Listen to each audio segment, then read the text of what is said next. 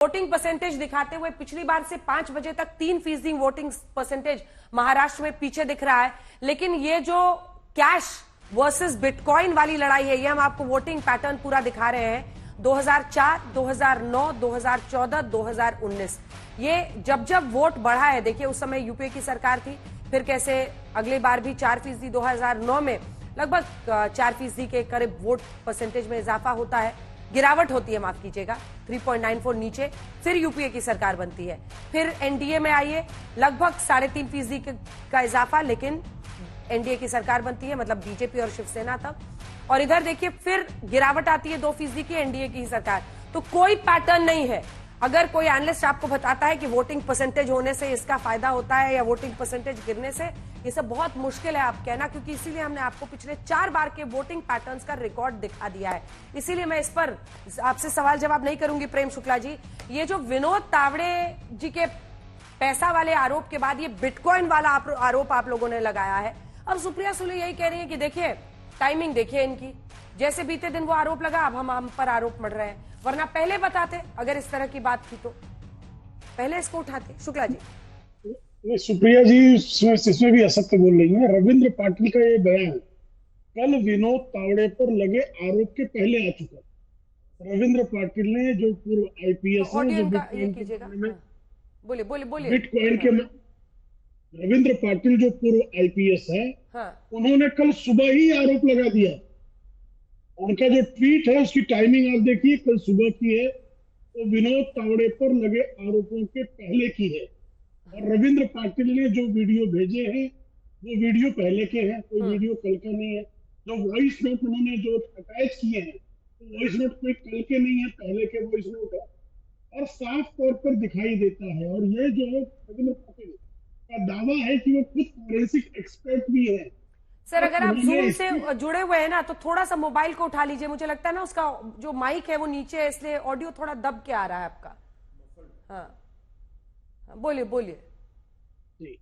हाँ बोलिए। रविंद्र पाटिल का खुद का दावा है कि वो फॉरेंसिक एक्सपर्ट भी हैं, और फॉरेंसिक एक्सपर्ट होने के नाते उन्होंने पहले इस वॉइस नोट को जांचने का प्रयास किया, और जब उन्होंने ये प्रथम दृष्टया पाया कि जो वॉइस नोट है वो करेक्ट है, वो सुप्रिया सुले की ही आवाज है, वो आवाज जो है वो श्रीमान नाना पटोले की ही है, उसके बाद उन्होंने वो वॉइस नोट जारी किया है।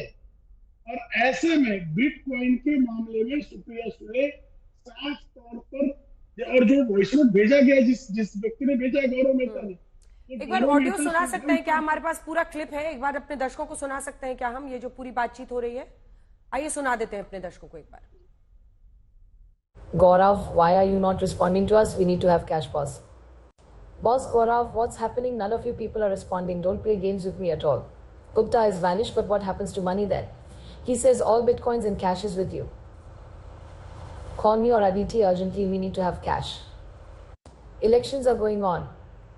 Boss, why don't you go ahead and cash out all the bitcoins? The prices are favorable right now, and with the elections approaching, we're going to need substantial funds. Don't worry about the inquiries. Once we're in power, we'll handle them. तो ये पूरी वो बातचीत है जिसमें दावा किया जा रहा है, इसकी पुष्टि आज तक नहीं करता है, दावा किया जा रहा है कि इसके जरिए बिटकॉइन में जो है उसको कन्वर्ट करके उसके बदले कैश मांगा जा रहा है, और कहा जा रहा है कि अगर हम सत्ता में आएंगे तो हम आपके लिए जांच को मैनेज कर देंगे। ये है पूरी बातचीत। अब इस पर कितना भरोसा करना नहीं करना है, मुझे लगता है क्लाइड साहब अगर है तो आप उनको दिखाइए, क्योंकि बाकी सब तो इनके साथी हैं शुक्ला जी के, उस तरफ का पक्ष आना चाहिए। शरद चंद्र पवार के ग्रुप से है, क्लाइड साहब का इंतजार है, वो जैसे आएंगे। आशुतोष जी, बीते दिन तावड़े साहब का वो जो बहुजन विकास अघाड़ी ने आरोप लगाया था, उसके बाद से ये बिटकॉइन वाला बॉम्ब कौन सा आपको चलता हुआ दिख रहा है, जनता का या दोनों ही? मुझे लगता है दोनों का कोई असर पड़ने वाला नहीं है, क्योंकि चुनाव के ठीक पहले इस तरीके की जब भी चीजें आती तो जनता उसको समझती है कि चुनाव के पहले कोई खेल किया गया है, और उसका असर देखिए, आरोप दोनों में लगे हैं, तो मुझे लगता है दोनों की जांच हो जानी चाहिए, और गंभीरता से अगर जांच हो जाए तो पता चल जाएगा कौन सही है कौन गलत है।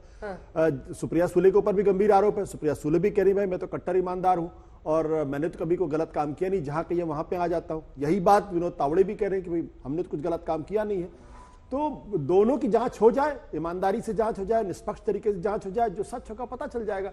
जहां तक असर होने की बात है, ऐसे मसलों का चुनाव के लोगों पे कोई असर नहीं पड़ता है, जीरो असर मैं कहता हूं, जीरो असर, जीरो असर। लेकिन संजय जी इनकी पहली मोहम्मद गई नहीं है। मैं हमेशा कहती हूँ, देखिए आज भी इन्होंने ईमानदार नहीं बोला, कट्टर ईमानदार बोला। आम आदमी पार्टी वाले इनकी। आपको क्या लगता है सर, ये मैटर करता है लोगों को? हम इस पर जितनी भी चर्चा करें और कहें नैतिकता के पैमाने पर, आप कहां हैं, आप कहां हैं, जनता पर असर होता है क्या? मुझे नहीं लगता है कि बहुत ज्यादा असर होता है। देखिए, करप्शन या ईमानदारी का फर्क कब पड़ता है, कब वो असर करता है? जब पार्टी एस्टैब्लिश कर दे कि उनकी बेईमानी, किसी पार्टी या किसी नेता की बेईमानी से आपके जीवन पर असर पड़ रहा है, आपके डेली जीवन पर असर पड़ रहा है, महंगाई बढ़ गई, भ्रष्टाचार बढ़ा, इससे महंगाई बढ़ गई, आपके दूध, आटा, दाल, चावल के भाव बढ़ गए, तब लोगों को लगता है कि हाँ, ये तो हमारा नुकसान हो रहा है। अगर भ्रष्टाचार से ये लगे कि नेशनल सिक्योरिटी कॉम्प्रोमाइज हो रही है, भ्रष्टाचार इतना बढ़ गया कि देश सुरक्षित नहीं है, मैं बोफोर्स घोटाले और इस तरह के जो आरोप है उस ओर इशारा कर रहा हूं, या 2014 के लोकसभा चुनाव की बात कर रहा हूं। 2014 के लोकसभा चुनाव में भी भ्रष्टाचार एक बड़ा मुद्दा था, और उससे उस वक्त की बीजेपी पार्टी उसने उसको देश में बढ़ती महंगाई से जोड़ दिया, और यही सारी चीजें एक बड़ा मुद्दा बनकर, हमें पता है 2014 में किस तरह से कांग्रेस की बुरी तरह से हार हुई। एक बार लेकिन आमूमन अगर इन तरह की आरोप प्रत्यारोप लगते हैं तो उसका वोटरों पर असर अब तो कुछ चुनावों से ये भी चर्चा हो रही है कि क्या महंगाई का भी असर होता है, वोटर पर नहीं होता है। एक बार चूंकि छोटी सी बात है, विनोद तावड़े वाले, हिंदुस्तान में हर बार वोटर को पता है कि चुनाव के दौरान पैसे बांटे जाते हैं, ऐसा कोई वोटर नहीं जिसको इस बारे में जानकारी नहीं है। तो पैसे बांट रहे तो लोगों को हैरानी नहीं है। बिटकॉइन, मुझे ही नहीं मालूम कि बिटकॉइन क्या चीज है, उस पर कितने करोड़ लाख। लेकिन बिटकॉइन बहुत बड़ा है, इसको आप अगर नहीं जानते थोड़ा पढ़ना पड़ेगा। बिल्कुल पढ़ना पड़ेगा मुझे, मैं जानता हूं बिटकॉइन बहुत बड़ी चीज बन चुका है हिंदुस्तान में, कानून लाया जा रहा है कि इसको कैसे रेगुलेट करना है। समझ लीजिए जल्दी से। सहमत हूं, लेकिन मुझे अगर कोई समझाए बिटकॉइन क्या है और जनता को समझाए बिटकॉइन क्या है, क्रिप्टो करेंसी जिसमें वर्चुअल रकम होती है, उसी के बदले कैश की बात हो रही है। मतलब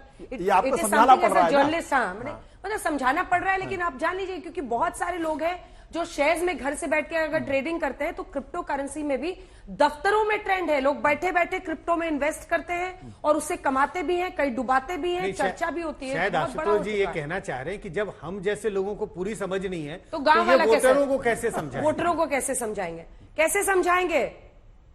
सुजी बहन, तो टाइम निकल चुका है ऑलरेडी, समझाना क्या। अब तो वोटिंग खत्म हो गई, 6 बज गया है।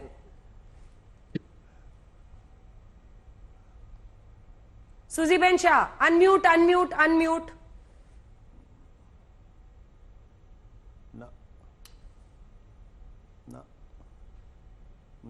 आपने अपने आप को म्यूट किया है, उस पर अनम्यूट करना होगा। सॉरी अंजना जी, बोलिए।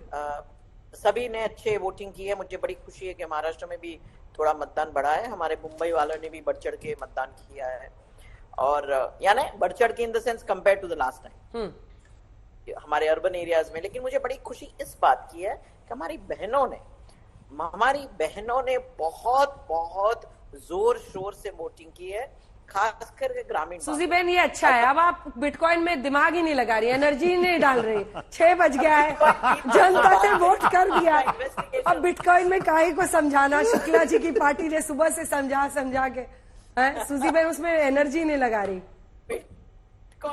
बिटकॉइन इज, आवाज तो उनका सुप्रिया जी का लगता है, लेकिन इन्वेस्टिगेशन होना है। उससे पहले स्टूडियो में बैठ के हम कुछ, अजीत दादा ने भी कहा है कि मुझे लग रहा है मेरी बहन है, इतने साल में साथ में रहा हूं, उनका ही आवाज लग रहा है। लेकिन after all is a matter of investigation.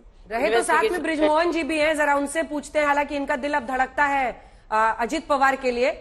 ये ऑडियो को लेकर बृजमोहन जी बैठा था ना ब्रदर। हाँ बिल्कुल, बृजमोहन जी। अंजना जी, देखिए कि आवाज सुन के तो ऐसा लगता है कि ये आवाज आदरणीय सुप्रिया जी की है, लेकिन फिर भी मुद्दा वही है कि इसको यहाँ स्टूडियो में बैठकर या हम अपने मन में कोई विचार कर लें, उससे तो सत्यता तक नहीं पहुंचा जा सकता। और इसकी जांच होनी चाहिए, और भरपूर जांच होनी चाहिए, क्योंकि ये फोरेंसिक इशू है। बृजमोहन जी, एक सवाल मैं आपसे पूछना चाहती हूँ। देखिए, फोरेंसिक्स की जांच होगी, सब कुछ सच तभी आएगा जब इसकी प्रॉपर जांच होगी फोरेंसिक। लेकिन लोकसभा चुनाव में शरद पवार को टारगेट करना कुछ भारी पड़ा था, क्योंकि 8 में से 10 सीटें उनकी लोकसभा की आई थी। इस बार साफ दिखा, चाहे बीजेपी हो। मैंने देवेंद्र फडणवीस से इंटरव्यू में पूछा, उन्होंने कहा कि हाँ, शरद पवार यहाँ के एक्स फैक्टर हैं, बहुत बड़े नेता हैं, उनके खिलाफ बोलने से पूरी महायुति की तमाम पार्टियां बचती रही। यहां तक कि अजित पवार ने एक इंटरव्यू देकर कहा कि हाँ, मेरी पत्नी को, सुनेत्रा पवार को सुप्रिया सुले के खिलाफ खड़ा करना गलती थी बारामती की सीट पर। लेकिन आपको लगता है कि सुप्रिया सुले पर ही आज के दिन यह आरोप लगाना फायदा किया होगा? अंजना जी, देखिए कि ये रात को कल लगभग शायद 9 साढ़े 9 बजे के बाद की घटना है जब ये चीज सामने आई है। मुझे ऐसा लगता है कि ये बात अभी मतदाताओं तक शायद पहुंची भी ना हो, तो इसलिए अभी ये कहना कि इसका क्या फायदा हुआ होगा, क्या नुकसान हुआ होगा, कहना मुश्किल है।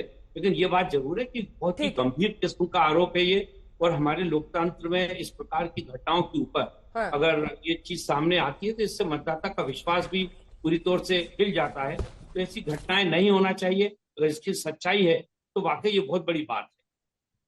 संजय जी को जल्दी से मेरे साथ दिखाइए, फिर क्लाइड साहब भी हमारे साथ जुड़ गए हैं, उसके जाएंगे। लेकिन संजय जी, एक बार वोटिंग परसेंटेज पर एक छोटी सी चर्चा आपसे कर लेते हैं। देखिए, एक उत्सुकता तो लोगों के मन में रहती ही है। पिछली बार की वोटिंग परसेंटेज को अगर आप महाराष्ट्र में देखेंगे तो 61.1% वोटिंग थी। इस बार हम देख रहे हैं 5 बजे तक जो वोटिंग परसेंटेज है 58 के ऊपर है महाराष्ट्र में। एक बार जो 4 बार के हमने निकाले हैं वो डेटा भी दिखा दीजिए।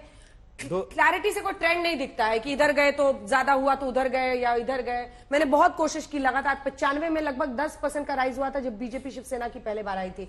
आपको क्या इशारा कर रहा है वोटिंग परसेंटेज महाराष्ट्र में और जो 2% का इजाफा है झारखंड में? देखिए, पहले आपने कहा हमने 4, 5 या 10 ट्रेंड देखने की कोशिश की।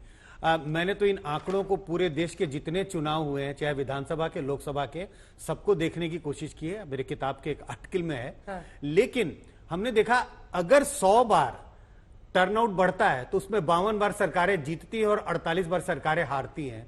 और यही मतलब अगर 100 बार मान लीजिए टर्नआउट बढ़ा तो उसका असर बराबर आधी बार सरकारें हार जाती है, आधी बार सरकारें जीतती है। और इसका उल्टा भी है, 100 बार अगर टर्नआउट गिर गया है उसमें भी यही है, तो कोई असर नहीं है। ये बिल्कुल स्टैब्लिश्ड है ये आंकड़ों के जरिए से।